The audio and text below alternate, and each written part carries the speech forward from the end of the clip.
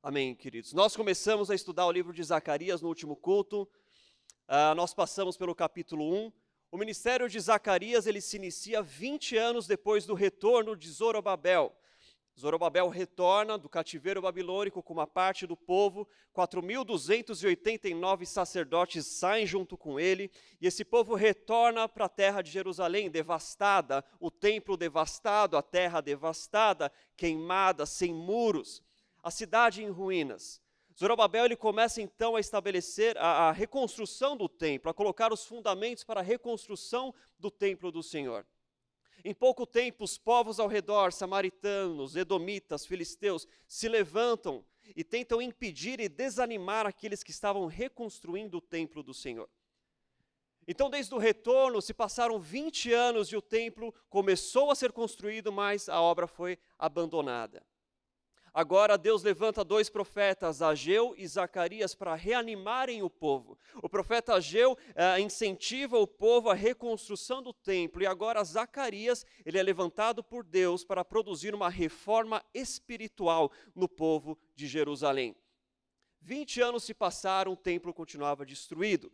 Deus então levanta esses homens para reestabelecer a ordem, para reestabelecer, para reestruturar, para fazer algo novo, para trazer novamente a glória que antes habitava em Sião, repouse novamente na casa. Mas a casa precisava ser construída, os corações precisavam ser reconstruídos, e Deus levanta profetas. O capítulo 1, ele chama ao arrependimento. Zacarias, ele chama o povo, se voltem para o Senhor, e o Senhor se voltará para vocês. O livro de Zacarias, ele inicia com uma palavra profética. Se vocês se arrependerem, voltarem para os caminhos do Senhor, o Senhor estará com vocês e vocês novamente prosperarão. Essa é a palavra inicial de Zacarias.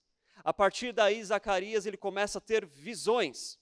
Ao todo, em uma só noite, Zacarias teve 8 visões. Nós vamos ler sobre uma dessas visões, mas eu vou passar rapidamente. Primeira coisa, para esclarecer a diferença entre palavra profética e visão profética.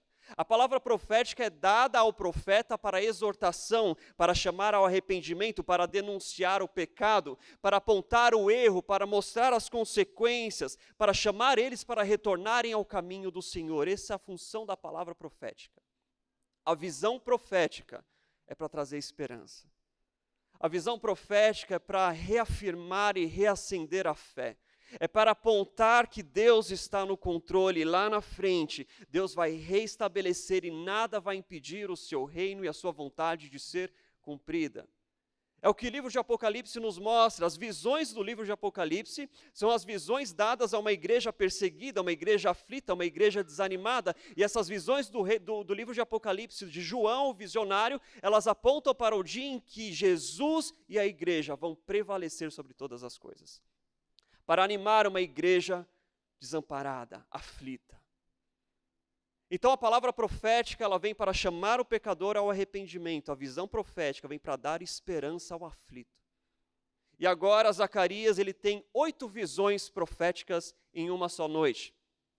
A primeira visão está lá no capítulo 1 ainda, a partir do versículo 7, a visão dos cavalos. E eis que eu vi um anjo do Senhor montado num cavalo, e atrás deles diversos cavalos, e homens neles. E eu perguntei ao anjo do Senhor, o que são esses homens? Ele diz, esses homens são aqueles que percorreram toda a terra, e eles encontraram a terra em paz. E aí esse anjo do Senhor intercede e fala, Senhor, até quando o Senhor vai permitir? Até quando o Senhor vai permitir? Até quando vai durar a sua ira contra Israel? E a palavra diz que Deus então dá boas palavras, palavras de consolo.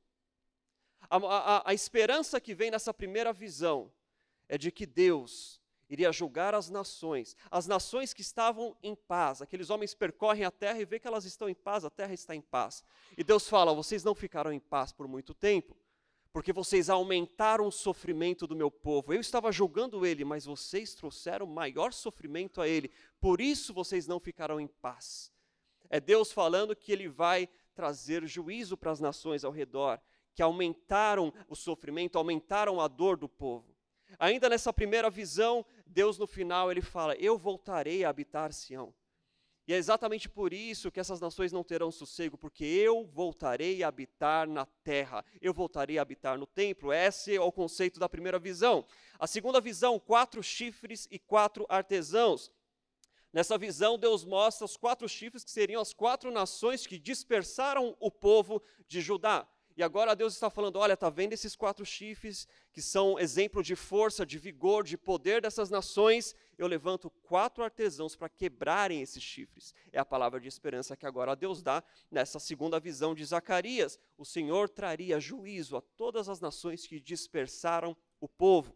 A terceira visão, o homem com uma corda de medir, ela diz respeito à expansão da terra de Jerusalém, à restauração da terra. O Senhor voltaria a fazer Jerusalém prosperar, a terra seria próspera mais uma vez. Ela seria tão habitada que não haveria muros. Essa é a mensagem de esperança da terceira visão.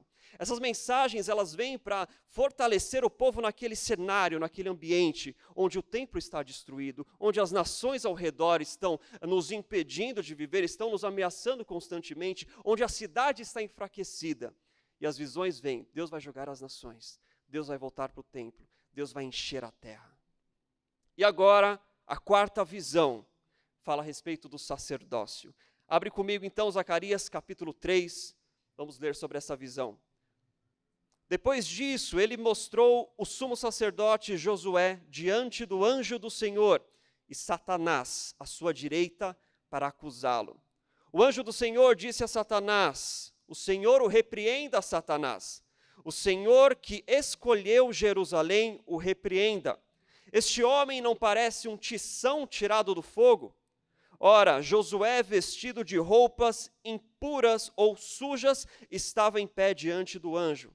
O anjo disse aos que estavam diante dele, tirem as roupas impuras dele. Depois disse a Josué, veja, eu tirei de você o seu pecado e coloquei vestes nobres sobre você. Disse também, coloque um turbante limpo em sua cabeça. Colocaram um turbante nele e o vestiram, enquanto o anjo do Senhor observava.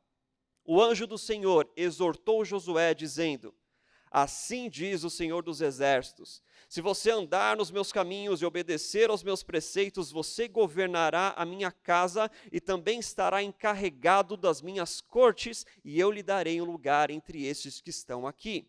Ouçam bem, sumo sacerdote Josué e seus companheiros sentados diante de você, homens que simbolizam coisas que virão. Trarei o meu servo, o renovo. Vejam a pedra que coloquei na frente de Josué. Ela tem 7 pares de olhos, e eu gravarei nela uma inscrição, declara o Senhor dos Exércitos, e removerei o pecado desta terra num único dia. Naquele dia, declara o Senhor dos Exércitos, cada um de vocês convidará seu próximo para assentar-se debaixo da sua videira e debaixo da sua figueira. Amém. A visão que Zacarias tem agora mostra o sumo sacerdote Josué diante de Deus. E ele está vestindo vestes impuras, vestes sujas. O seu turbante está sujo. E à sua direita está Satanás para acusá-lo. Ela mostra a realidade daquele cenário. E o cenário não é nem um pouco animador. E o cenário, é difícil nutrir qualquer tipo de esperança diante desse cenário. Olha, a cidade destruída, o templo ainda não foi reconstruído e, além de tudo, o sacerdócio está corrompido. O Senhor precisaria restaurar o templo, restaurar a cidade e restaurar o sacerdócio. Josué, como sumo sacerdote, ele representa o povo diante de Deus. Ele comparece diante de Deus não somente como o homem Josué, mas como aquele que representa todo o povo de Judá. Ele é o homem que intercede a Deus pelo povo, ele é o intermediário entre Deus e o povo, e ali ele está representando o povo com vestes sujas, um turbante sujo, e à sua direita, Satanás, para o acusá-lo. Esse é o cenário. Não basta estar tudo destruído, o sacerdócio está corrompido, e Satanás ainda se levanta contra nós. Essa visão de Zacarias começa, a princípio, mostrando um quadro real e uma necessidade real de restauração. É importante nós sempre meditarmos no quadro real e na necessidade que ele traz. É importante você meditar na sua vida, a sua vida real, não a que você finge ser, a sua vida real. e a necessidade de restauração que você precisa dela. O cenário aqui é um cenário de tribunal. O réu já é culpado. À sua direita, o acusador, e diante dele, o anjo do Senhor. É um cenário de tribunal, de juízo, de acusação. E ele estava vestido de vestes sujas, impuras, um turbante sujo, impuro. A palavra grega aqui, usada aqui para impura é do hebraico tsoin, que é o nível maior de impureza para um judeu. Essa palavra ela é usada para fazer referência a excremento humano ou vômito. É o maior nível de impureza que se poderia ter, e ele está impuro dessa forma. Excremento humano e vômito.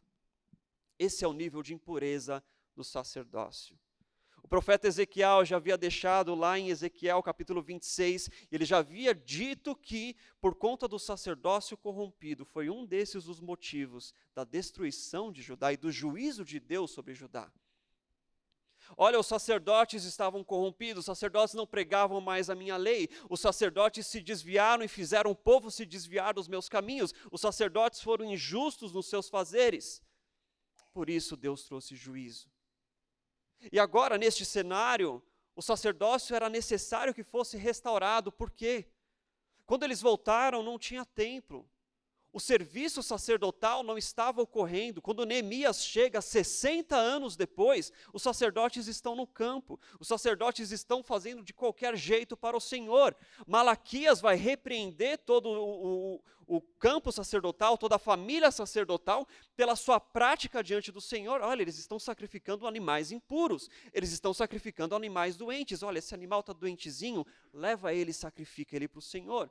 O sacerdócio estava corrompido e Deus precisava restaurar o sacerdócio. À direita dele, Satanás para lhe opor, num lugar estratégico. À direita, à destra, geralmente é o lugar onde você espera encontrar um aliado. À sua direita é o lugar onde você espera encontrar alguém que vai te ajudar nos momentos difíceis. À sua direita você espera alguém que vai te apoiar nas suas lutas. Mas Josué encontra à sua direita Satanás para o acusá-lo. Zacarias, ele quer mostrar em primeiro momento que a sua luta não é contra a carne, não é contra o sangue.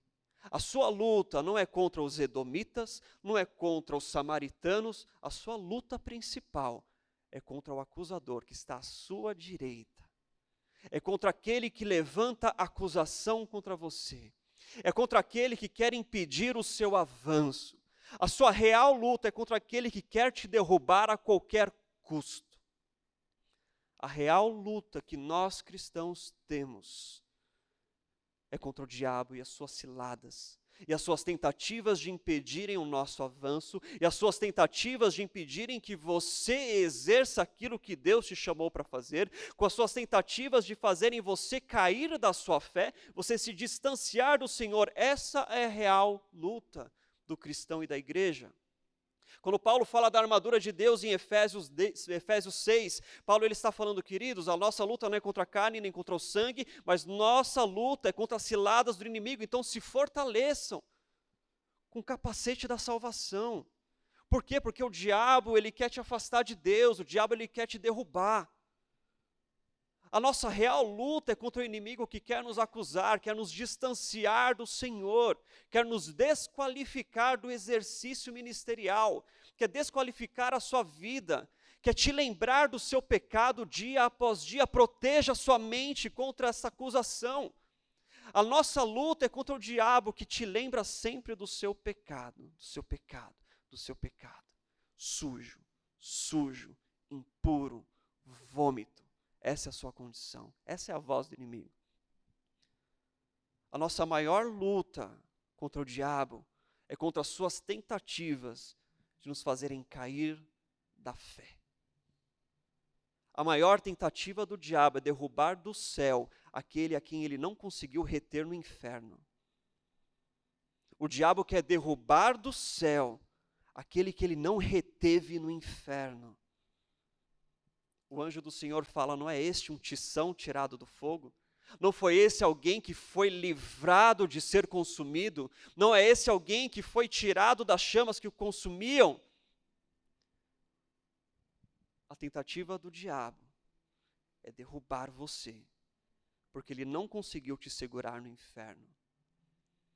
E a sua voz continua na sua orelha, te acusando, te acusando. Por isso que Paulo fala, resistir, resistir. Se revista com a armadura, se fortaleça, resista às ciladas, resista a essa voz.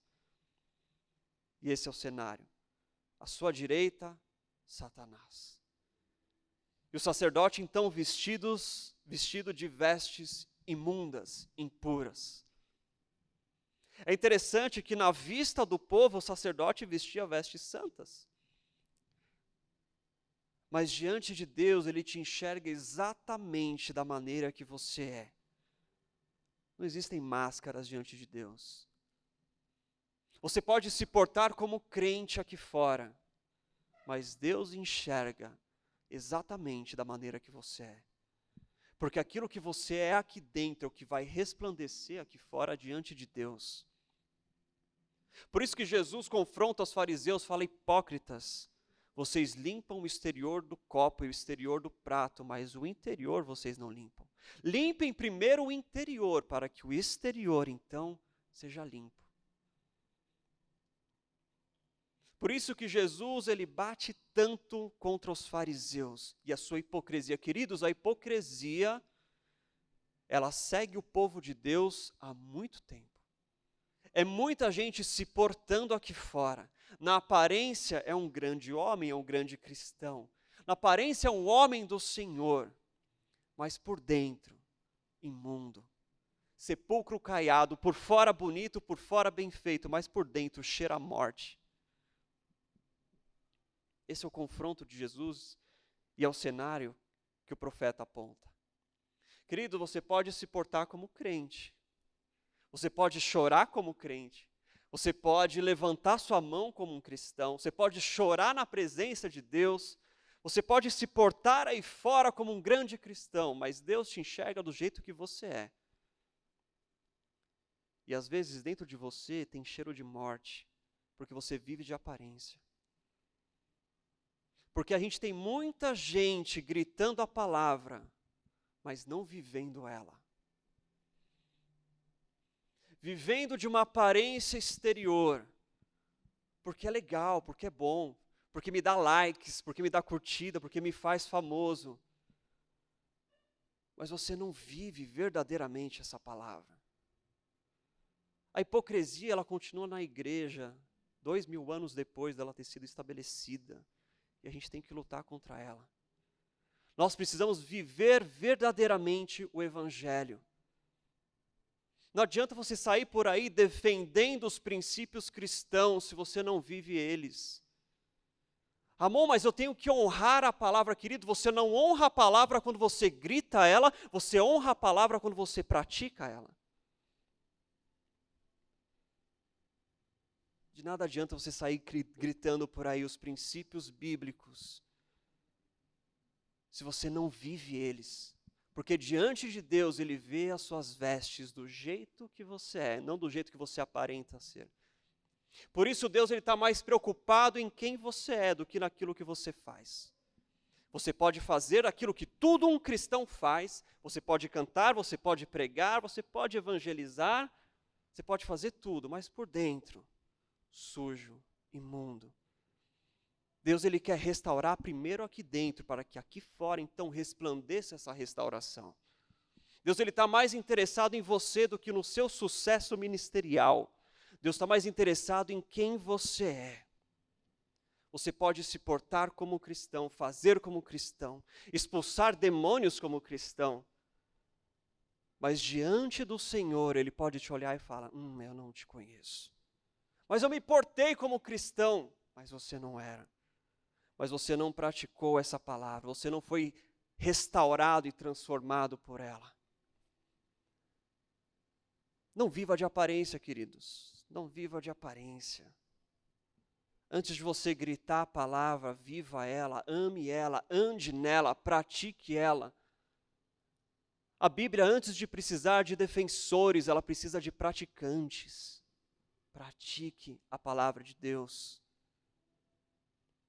Deus está mais preocupado em quem você é do que tudo aquilo que você faz e da maneira que você se porta por aí. Em Atos capítulo 19, a palavra fala de 7 jovens que foram até um espírito imundo, conjuro-vos, saia em nome do Deus a quem Paulo prega. O espírito responde, olha, eu conheço Deus, conheço Paulo, vocês eu não sei quem é. Não sei quem são vocês. E o espírito avança sobre eles, esse espírito imundo, os fere e os faz fugir nu. Querido, aquele que vive de aparência, nem o inferno enxerga autoridade em você. Aquele crente que só vive de aparência, nem o inferno enxerga em você algum tipo de autoridade. Quem você acha que você engana? Você pode enganar homens, mas não a Deus.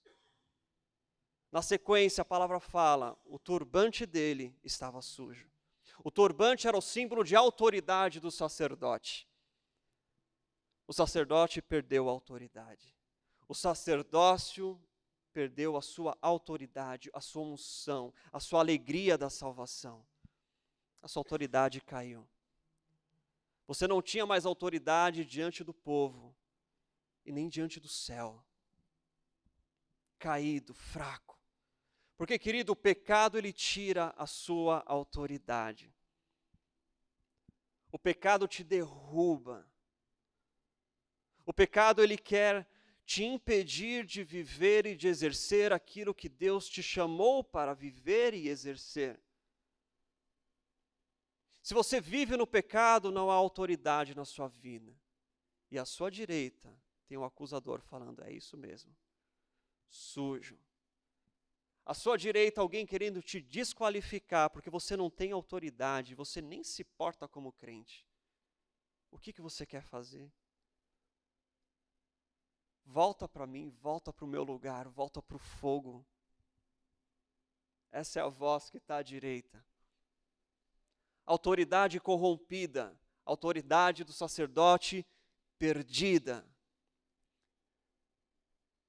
No turbante havia uma placa escrito santidade ao Senhor, estava tudo manchado. Você não viveu de forma separada. Você não se separou, não se santificou ao Senhor. E o acusador está te lembrando disso. Te lembrando que você perdeu. Te lembrando que você não é mais digno de viver o ministério que Deus um dia colocou nas suas mãos. Te lembrando que você não é merecedor de exercer aquilo que Deus te chamou. Sabe aquilo que um dia queimou no seu coração para fazer? Para você viver? Às vezes algum erro, às vezes alguma falha, às vezes algum pecado fez você abandonar isso e tem uma voz na sua cabeça falando, já era, morreu. Seu ministério morreu, sua autoridade morreu. Aquilo que Deus queria fazer através de você morreu. Esse cenário nos mostra que a restauração é necessária. E esse é o cenário inicial da visão. Só que diante de Josué estava o anjo do Senhor.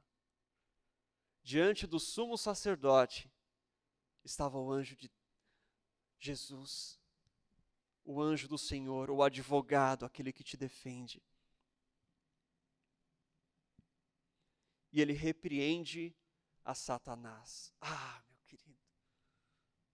Aquele que nos defende é aquele que repreende a Satanás. E a restauração, ela pode acontecer por alguns motivos. O primeiro deles, o Senhor te repreenda, Satanás, o Senhor que escolheu Jerusalém, te repreenda. O Senhor que escolheu, a restauração, ela somente é possível porque nós fomos eleitos por Ele, porque nós fomos escolhidos por Ele. Não porque você era bom, você nunca foi. Não porque você era correto, você nunca foi. Não porque você era santo, você nunca foi santo. Mas antes de você amar a Deus, Deus te amava. A palavra vai dizer que Deus nos elegeu nele desde a fundação do mundo. Antes que você viesse a existir, Deus te amou. Antes que você abrisse os teus olhos, Deus te amou.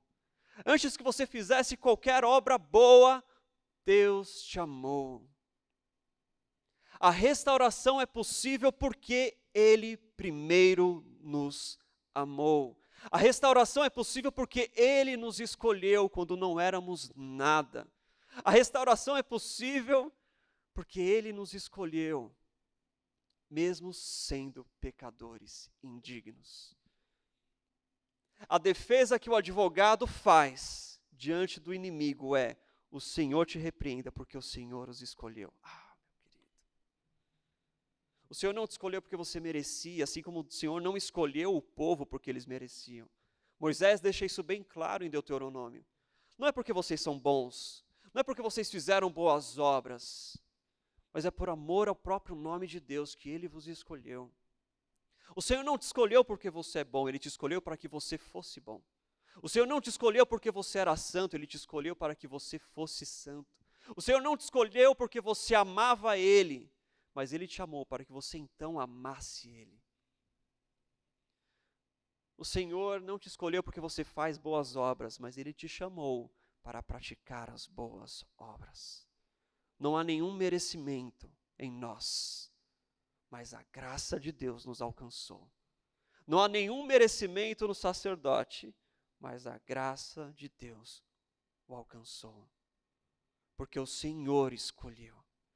Esse é o argumento irresistível de defesa. Ei, eu o escolhi. Não o acuse, eu sei quem ele era e mesmo assim eu o escolhi. O segundo argumento de defesa. Este homem não parece um tição tirado do fogo? Olhe para ele, não parece um tição tirado do fogo? O tição tirado do fogo nada mais é do que um pedaço de madeira, um pedaço de lenha que sai do fogo antes que ele fosse totalmente consumido. Um tição tirado do fogo é aquela lenha que é tirada antes que ela se tornasse 100% cinza. O que ele está falando? Olha, não foi ele já resgatado pelo Senhor do fogo eterno? Não é ele um remanescente do juízo? Não são esses os remanescentes que passaram pelo juízo de Deus e agora ele os livrou da fornalha? Assim não somos nós, aqueles que foram resgatados do inferno, aqueles que sobreviveram como que passando pelo fogo. Não somos nós aqueles que estávamos no império das trevas e fomos transportados para o reino do Filho do seu amor. Não somos nós mesmos como os tição tirado do fogo. Porque o nosso destino era um fogo que nos consumiria até o fim. Mas a misericórdia do Senhor estende a mão e te tira.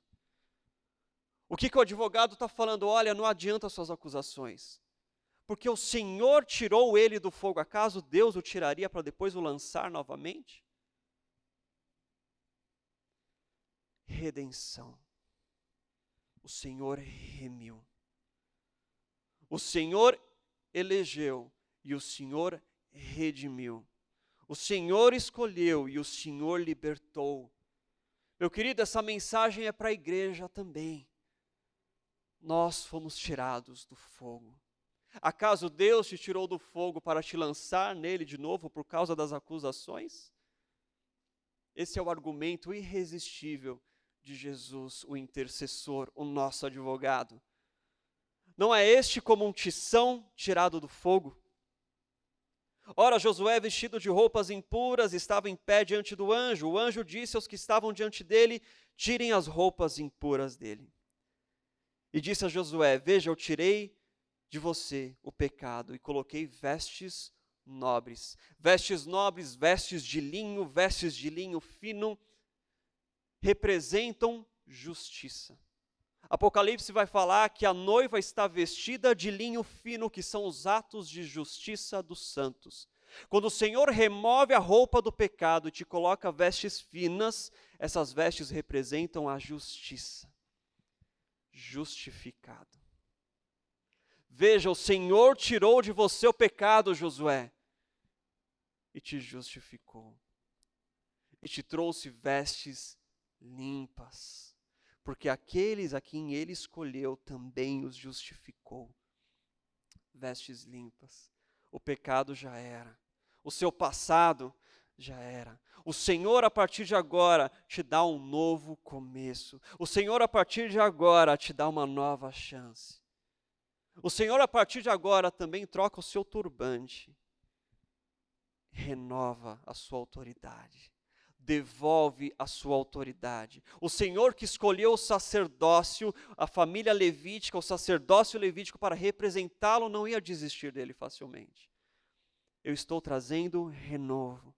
Eu estou trazendo vida onde ninguém mais achava que poderia ter vida. Eu estou trazendo a minha luz em meio à escuridão onde ninguém mais achava que poderia habitar a luz. Veja, eu estou trocando as suas vestes. Estou renovando a sua autoridade, devolvendo a sua autoridade. Queridos, essa restauração nós precisamos. Eu quero te dizer que hoje pode ser uma noite de restauração na sua vida. O ministério que um dia você achou que morreu, pode ser que hoje Deus coloque novamente um turbante na sua cabeça. O ministério que você achou que foi enterrado por conta de pecado, por conta de imposição de pessoas, por conta de povos que se levantaram, por conta daqueles que resistiram a você, Deus, Ele está te devolvendo essa noite, porque na presença dEle há restauração. A restauração, ela só é possível porque nós estamos na presença dEle. Josué não abre a boca para nada. Ele não libera uma só palavra. Mas é o advogado que fala por ele. É Jesus que fala por nós. É Jesus que nos justifica. É Jesus que nos restaura. É Jesus que traz novamente vida onde não havia mais. Eu vou renovar as suas roupas para que você seja justificado. Eu vou trocar o seu turbante para que você volte a exercer aquilo que eu te chamei para exercer com autoridade. Disse também, coloque um turbante limpo em sua cabeça. Colocaram um turbante nele e o vestiram enquanto o anjo do Senhor observava.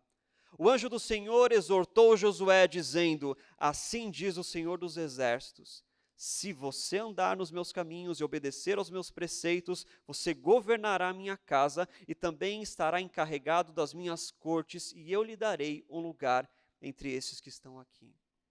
O Senhor justificou, o Senhor limpou, o Senhor afastou de ti o pecado, mas o Senhor te chama para viver uma vida santa. Se você andar nos meus caminhos. Meu querido, a santificação não é um ato único, a santificação ela é progressiva. O Senhor te santifica e te justifica da culpa do pecado, mas enquanto nós estivermos nessa terra, nós precisamos lutar contra a influência do pecado.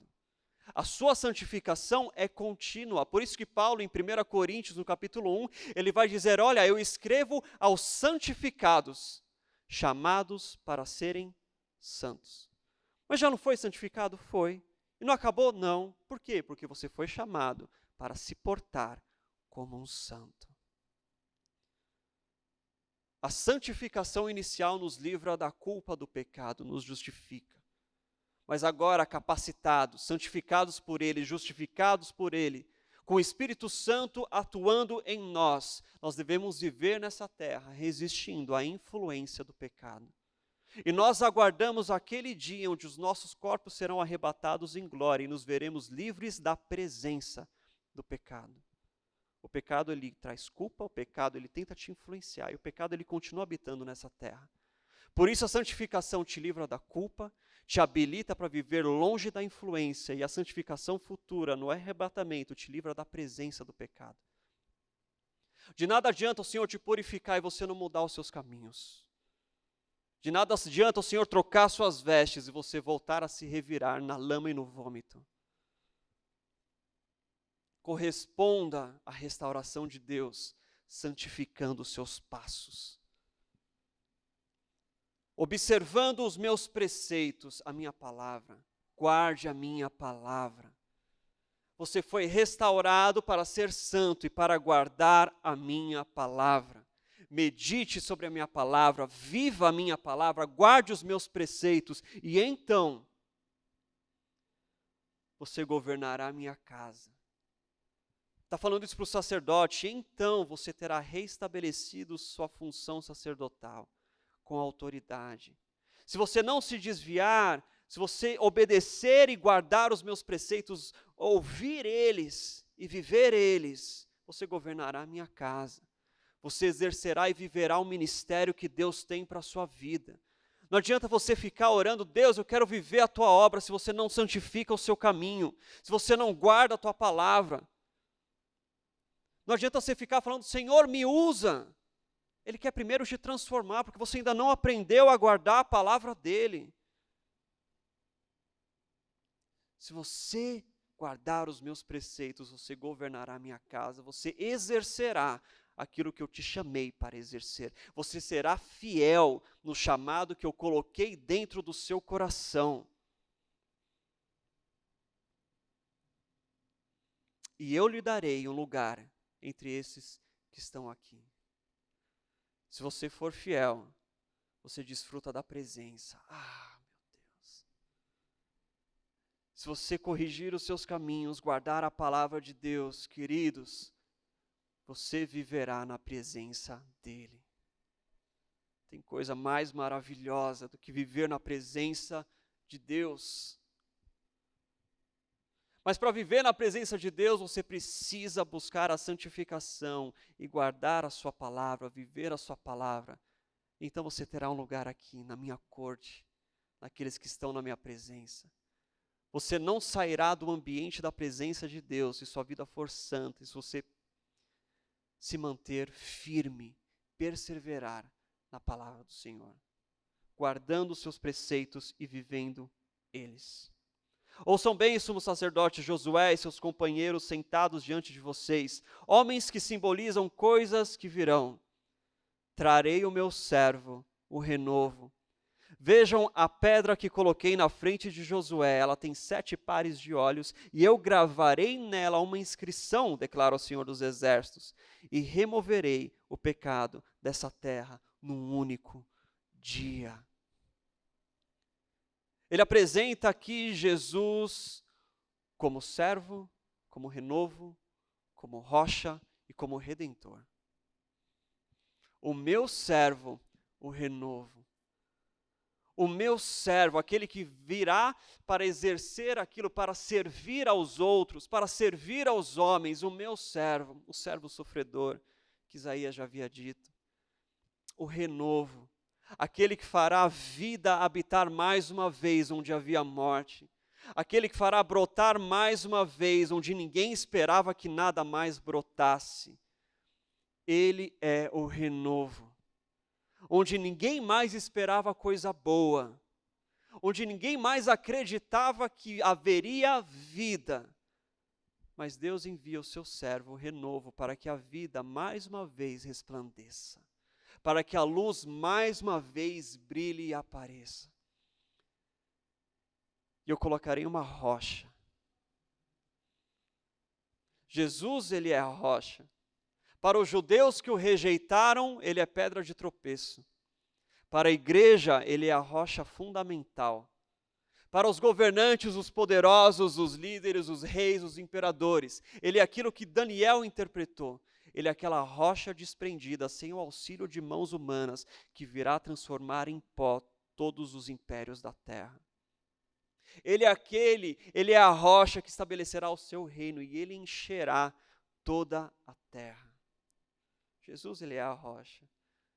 Uns tropeçam, outros se firmam, e outros aguardam a manifestação desse reino que encherá toda a terra. E ele finaliza, naquele dia, declara o Senhor dos Exércitos, cada um de vocês convidará seu próximo para sentar-se debaixo da sua videira e debaixo da sua figueira. Naquele dia, quando o reino se manifestar ele traz uma visão, um cenário, uma ilustração de paz. Você convidará o seu amigo a sente-se comigo debaixo da videira e debaixo da figueira. Porque naquele dia não haverá mais perseguição, naquele dia não haverá mais morte, naquele dia não haverá mais um acusador à sua direita, naquele dia não haverão mais povos querendo resistir a você, naquele dia não haverão mais guerras, não haverão doenças, naquele dia haverá paz. A paz que esse povo tanto aguardava neste momento. A mensagem de esperança aponta lá para frente. Naquele dia haverá paz. Se firme nisso, porque a paz reinará com Cristo. Ele é a rocha. Aquilo que eu estou operando em vocês hoje, trazendo restauração, Ele vai trazer para toda a terra em um só dia. Eu removerei o pecado de toda a terra. Que mensagem gloriosa. Que mensagem maravilhosa. Deus prometendo restauração para todos nós. Deus prometendo restauração para a sua vida. Porque Ele te escolheu. Ele te tirou do inferno. Ele vai trocar as suas vestes. Ele vai restabelecer a sua autoridade. Ele vai remover o pecado da terra. É interessante que esse cenário, essa imagem da visão de troca de vestes, de troca de turbante, é semelhante ao que Jesus diz na parábola do filho pródigo. Olha, o filho se revirou na lama. E ele se lembra do pai, ele fala, olha, na casa do meu pai os servos são muito bem tratados. Irei até meu pai e falarei, pai, me recebe como seu escravo. Quando o filho chega, ele não tem nem tempo de falar direito. Quando o filho chega, ele fala, pai, me recebe como seu escravo. O pai fala, troquem as vestes dele. Coloque no seu dedo um anel de autoridade e no seu pé sandálias de filho. A restauração de Deus te coloca no lugar de onde você nunca devia ter saído. Aquele filho pródigo, na consciência do seu pecado, ele volta para o seu pai e fala, me recebe como escravo. Mas o pai, no fluir da sua graça, troca as vestes dele e fala, não, você é meu filho. Eu te recebo, eu te restauro. Eu te coloco novamente no lugar que você não devia ter saído. Eu renovo as suas vestes. Eu te devolvo a sua autoridade e revisto os teus pés. Restauração. Jesus estava falando da restauração que Ele traria. A restauração que nos alcançou e que nos alcança hoje.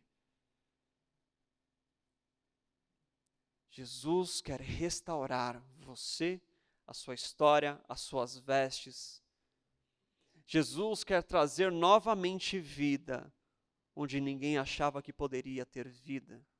Jesus quer resplandecer mais uma vez em você, onde todo mundo achava que nunca mais haveria luz.